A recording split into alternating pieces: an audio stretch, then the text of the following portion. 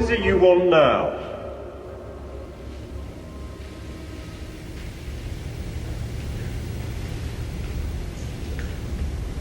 Music. Ladies and gentlemen.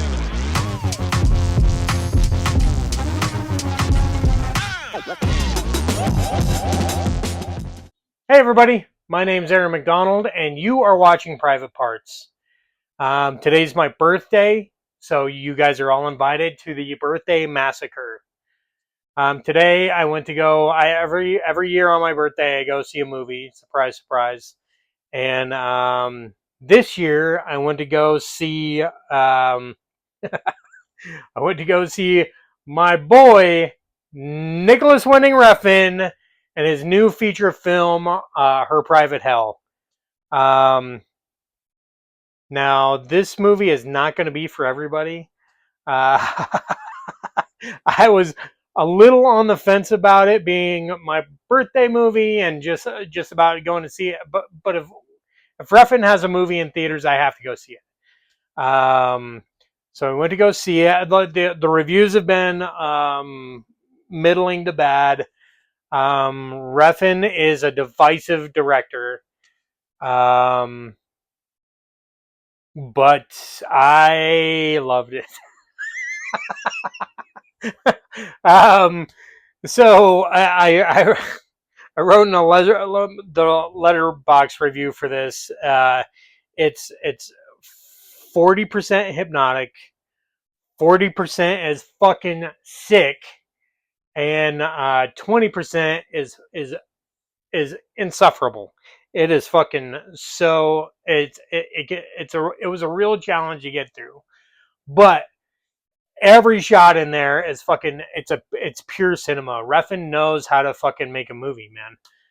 If you don't know who Refn is, his big claim to fame in the States was Drive with Baby Goose, Ryan Gosling, and he had since followed that up with Only God Forgives.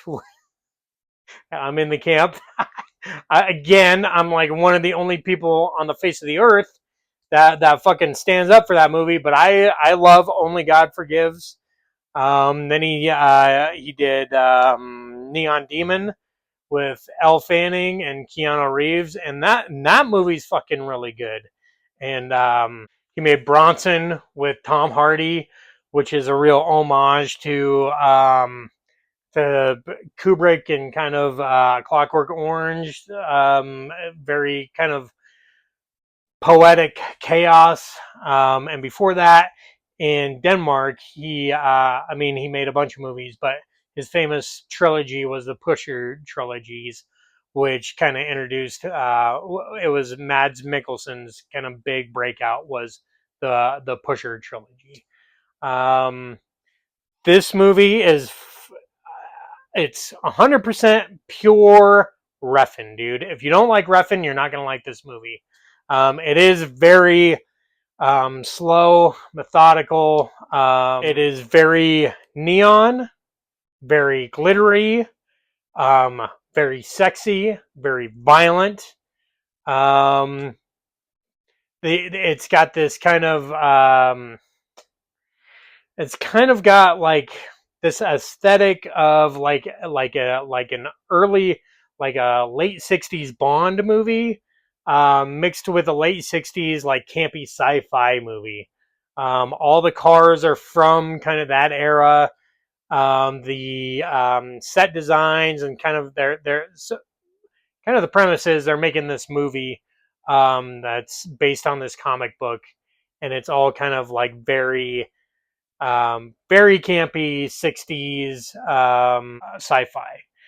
If you've ever seen it's called The X from Outer Space. It's like a Chinese, I think it's a Hong Kong sci-fi movie, but it's got like, you can almost see the strings holding up the rocket ships and shit, right? And so it very much like some of the sets and some of the makeup has that kind of effect made current, but the Wending has a way of making all that stuff very poetic and very beautiful. I mean, the guy fucking speaks the language of cinema. So it's hard for me to recommend to anybody who's not a fucking hardcore Refn fan. Lately, he had the Prime show called Too Young to Die Old. No, scratch that. Too Old to Die Young. Um, and he had the Copenhagen Cowboy just a couple years ago on Netflix, and so this is his first feature film in over a decade. So if you're a Refn fan, definitely go check it out. It needs the support. It is doing dog shit numbers as far as box office goes, but rest assured, some of those dog shit dollars are my dollars. So, and I was happy to give them.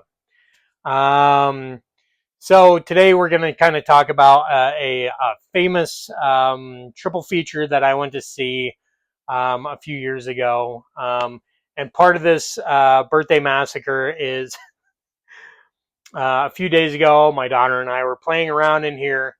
Um, we were we were horsing around right where I'm standing, basically. And as you can see, like I've got all this memorabilia, all this stuff on the shelves, and there's this book, a certain book that had fallen off the shelf a few times and kind of spooked my wife for obvious reasons. So we were horsing around in here, and I'm laying on the ground, which is a good 6 foot lower than this stuff here. And my daughter gets up, and all of a sudden, boom! A bright flash of a blinding light. My face hurts like a son of a bitch. I get up, and what has fallen on me? But the Necronomicon, a film-ready replica of the Book of the Dead from the Evil Dead series, came down and smashed my fucking eye to pieces. It had a big gash in it. There was blood everywhere. And this is the first shiner I've had. Some of you guys only know me from having shiners. This is the first black eye I've had in sobriety. So, like, for a long, long time, I haven't had a black eye.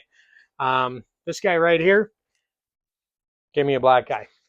So, my wife is thoroughly convinced that this book is cursed. And as soon as it happened, she sent me this. She's the love of my life, and she sent me this screenshot of the spiritual significance of a book falling off the shelf. And she's never seen Interstellar, so this is purely on her own accord. She looked this up, and the spiritual significance is something to the effect that the book is trying to tell you something or has something to relate to you. So I don't know what that means, but long story longer, she wants it out of the house. So I may be doing a giveaway. If you want a Necronomicon that has actually drawn my own blood and probably has some tissue and blood somewhere in the fiber of the book, then I'll figure that out, and I will put some sort of contest or something in the socials. Or you can write me on YouTube or the socials or something, and if you want it, then it may be yours. It may be yours. So I was attacked by the Necronomicon, and that's all part of my birthday. It's been a weekend. Later that day, my daughter and I both got tagged by wasps. First time I've been stung by a wasp in a fucking long time, and my foot was on fire for like 2 days. She seemed to walk right through it, man. She's a trooper. But me, I was whining. I'm still whining about it, obviously. So, part of the birthday massacre is for my 34th birthday. This is like 2017 when I was living in Long Beach. When you live near LA, you get to do like cool things, like go to screeners, and there's a bunch of cons there, and you can go to cool theaters where they have celebrities show up. And one of those was I got to go to one of the very first Cinematic Void shows. The Cinematic Void is like a series of double and triple features that have been running for almost a decade now. And this particular show, again, was on my birthday. It was a triple feature of Maniac, Last House on the Left, and Cannibal Holocaust. So it may be the most depressing, soul-crushing triple ever committed to anywhere all time, and I loved every second of it. So I show up there, and so before they did it at the Egyptian Theater, which is like right downtown Hollywood. That's where Netflix owns the Egyptian now and does a bunch of premieres there. But it's this fucking really cool classic Hollywood theater, and they had a bunch of they were selling like memorabilia and movies and stuff out front first. And so I picked up a couple of DVDs. I bought like Massacre Mafia style and House at the Edge of the Park, which will play a part later in the show. And I bought a couple of signed pictures and stuff because some of the people were there, right? So the first feature was Maniac. Maniac is a classic of 80s slasher movies. The titular Maniac is played by Joe Spinell, who is a classic Hollywood actor. He was in the Godfather, like both the Godfathers. He was the gangster in the first Rocky movie that employed that he was. Rocky was the bruiser for this for Joe Spinell. How come you didn't break this guy's thumb like I told you? Well, how do you know I didn't break You don't think I hear things? Did I give you a job this morning or I didn't? Yeah. Huh? Yeah. So why didn't you break his thumb like I told you to? He's been in a ton of shit, right? And this is like this is all Spinell. This is the Spinell hour. This is a passion project of his, and it is he is slashing and murdering his way through New York City. He kills women and then he scalps them, and he brings home the scalps and puts them on mannequins, and it's very the way I'm describing it may not paint a picture. It is a beautiful movie. Jay Chataway did the score, and it's a very haunting, very soulful score. It's beautiful, and Spinell's performance is amazing. And he eventually meets this woman who kind of like is kind of maybe pulling him out of his maniac ways. But he's fucking batshit crazy, man. The special effects were done by Tom Savini. He's in the movie for a minute. You may know there's an effect in there of somebody getting shot with a shotgun that's like super famous, and that was Savini performing that effect. And this movie was directed by Bill Lustig. Now, Bill Lustig is a famous director in the horror community. He did Maniac. He did the Maniac Cop series. He did Uncle Sam, which is terrific. Kind of was along the same lines as Jack Frost, not the Michael Keaton Jack Frost, but the mutant snowman Jack Frost, which is a classic. And he did this really cool movie, Vigilante, which was a vigilante movie in the more along the exploitation lines, but very like really cool, really fucking powerful, like really kind of grimy vigilante movie. But Lustig. Bill Lustig was also famous for he created the Anchor Bay line of VHS distribution, VHS and DVD. So it's because of Bill Lustig that we get to watch that Fulci movies and Argento movies, and he put out Evil Dead movies. All these like foreign and underground movies came out because Bill Lustig was able to get the rights and distribute those on physical media. So that's the reason most of us are here, is because of Bill Lustig. Now he's involved with Blue Underground.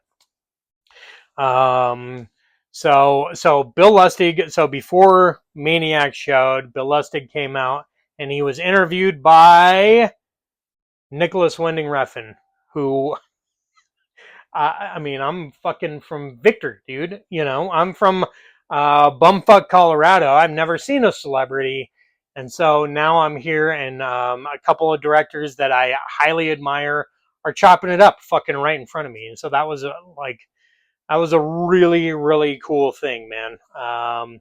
And a lot of people don't like Refn. Outside of his films, he's got like a lot of the pretense from his movies. Artists are just a different. He's an artist, and the artists are just a different type of human being. And so, not everybody is as excited as I am to see Refn in real life, but for me, it was a big deal. So next was Last House on the Left.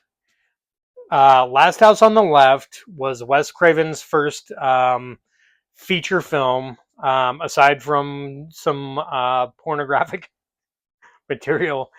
And it is about these four escaped convicts who um, kidnap and torture these girls to death, and then end up their car breaks down, and they end up at one of the girls' homes for the night, and it's a revenge tale, kind of based on The Virgin Spring by Ingmar Bergman. But it's Wes Craven didn't grow up around movies. He had no idea. He was a professor by trade, and then he got involved in making movies, and he just had no idea about making movies, and so he just wanted to put the most harrowing experience possible on film, and he had no idea what the limitations of that could be. So everything the most evil shit he could think of, he put on screen because he didn't know any better. And David Hess plays Crude, kind of the main character, one the main villain, I guess you'd say. And David Hess was famous for being a songwriter. He wrote some of Elvis's songs, and he wrote the theme song to Last House on the Left, and then he got his acting career going. And he kind of always played Crude, like House at the Edge of the Park. Again, he's playing the same dude basically, like this fucking scumbag rapist. So he and his his three other dudes or people, they end up essentially tearing these girls to pieces and then entering the home of their parents, presenting as just like very nice folks, right? And it's fucking gnarly. And then it's juxtaposed with these two cops that are trying to find these guys and investigating this murder, and it's complete. It's super silly, dude. They're like, there's all sorts of hijinks. They're getting a flat tire. They're getting mud splashed on them. It's all fucking like goofy banjo. Oh, who's on over there picking a banjo? Who's picking a banjo here?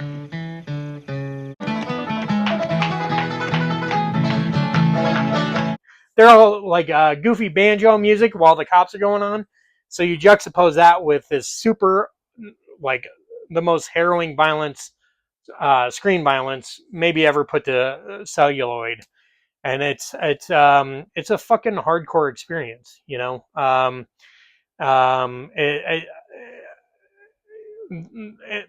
this one's only for like it's only for the real ones, right?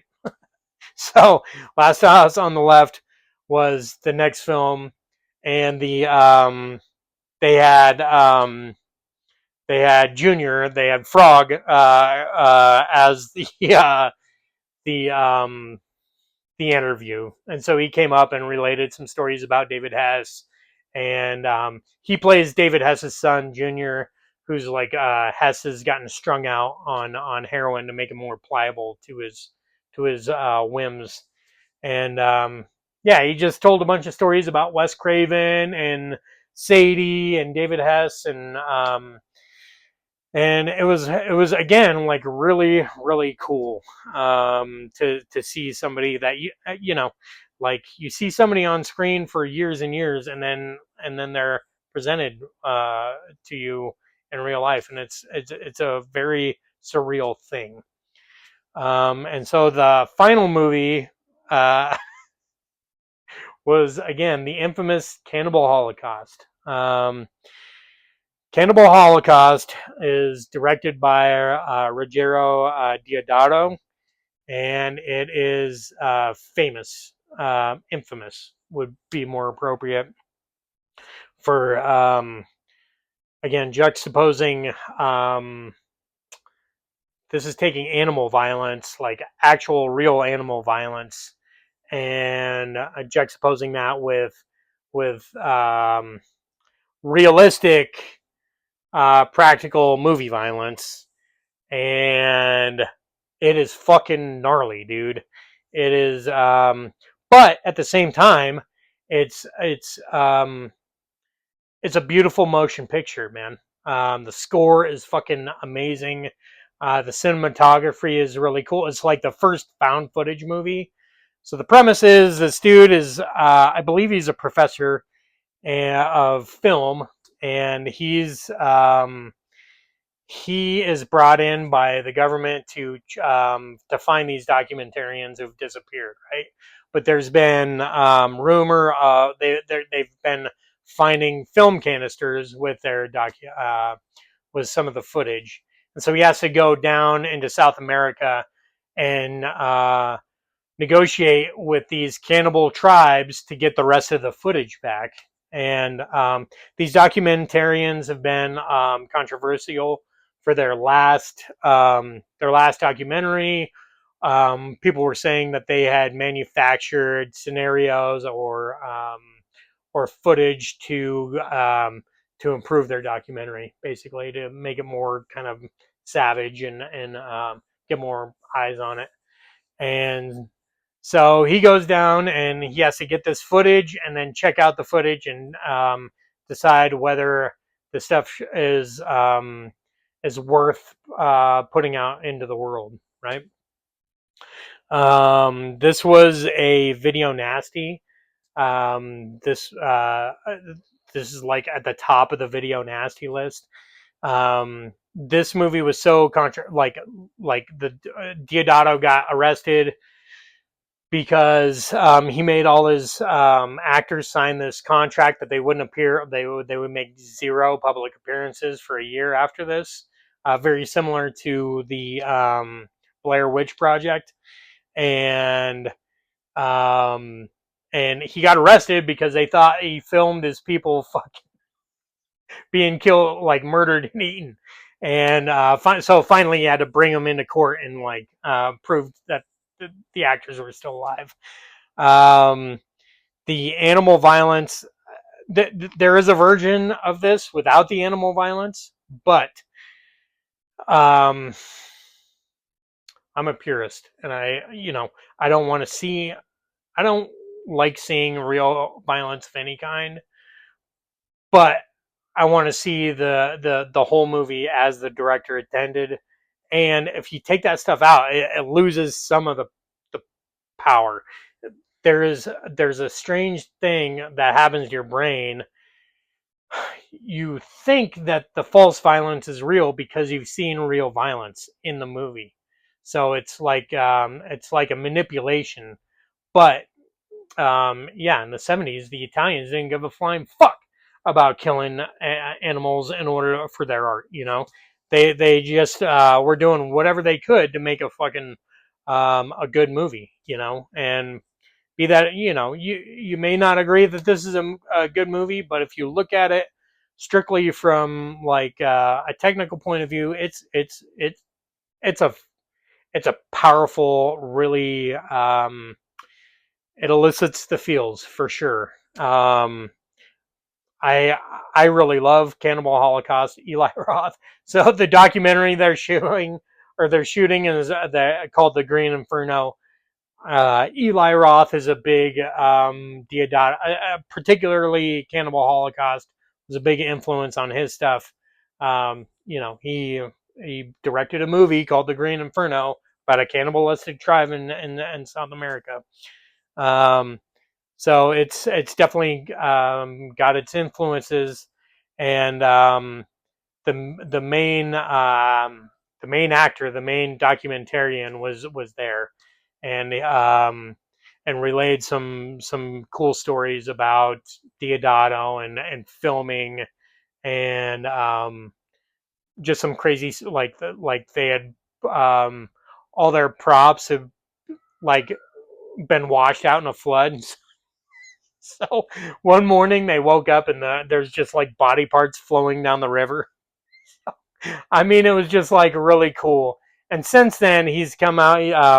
Shudder has that series, Cursed Films, and kind of talks about all the like real cursed films, Twilight Zone and the Poltergeist, and Cannibal Holocaust is one of those films, and he's on there talking about it.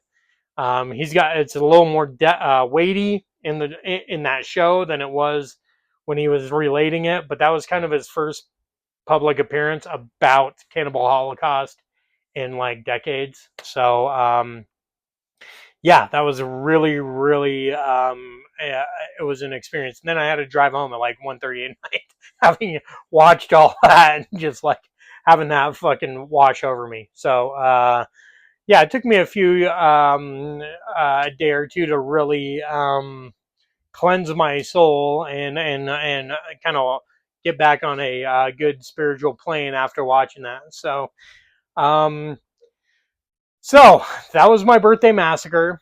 In the meantime, my beautiful daughter and my beautiful wife just got home, and I'm gonna have to leave you guys. So let me know if you guys want to, if you guys watch anything, or you want to watch anything, or if you see any good movies, or if you want a cursed bloody Necronomicon, let me know, and go ahead and write in. And in the meantime, I love all you guys, and we'll see you around. Peace. Tracy, Wave. say goodbye. Say goodbye. Peace out. Say peace. I love you. I love you too. Oh. I said, who's out there? Really fucking frosty.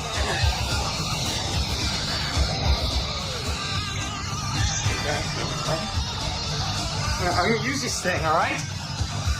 Listen, stay back.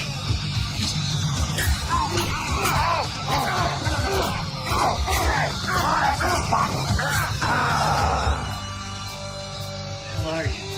World's most pissed off snow cone. It's a long drive.